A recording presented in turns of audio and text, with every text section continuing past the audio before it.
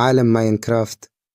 كان ستيف وأليكس ماشيين في السوق، ولقوا كروي وكروية بيلعبوا مع طفلهم الصغير.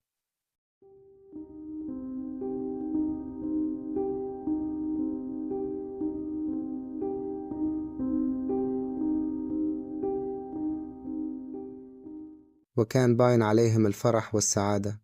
لكن تاني يوم حصلت الكارثة الكبيرة. انفجر السوق كله بسبب هجوم شرس من خنازير الزومبي الأشرار، وبسبب الانفجار ده مات الأب والأم وسابوا الطفل لوحده في الدنيا.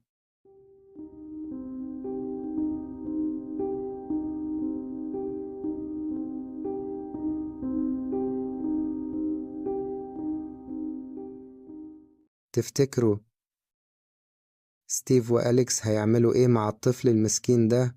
ستيف وأليكس خدوا الطفل الكروي الصغير وقرروا يربوه كأنه ابنهم، وعلموه إزاي يدافع عن نفسه لحد ما بقى بطل قوي وشجاع.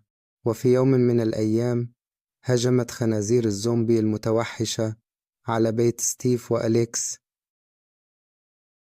عشان يدمروا كل حاجة، وستيف وأليكس حاربوا بكل قوتهم، لكن الأشرار كانوا كتير وقدروا يأذوهم جامد. هنا البطل الصغير شاف اللي حصل وتحرك بسرعة، أخذ الأسلحة وخرج يحارب الأشرار لوحده.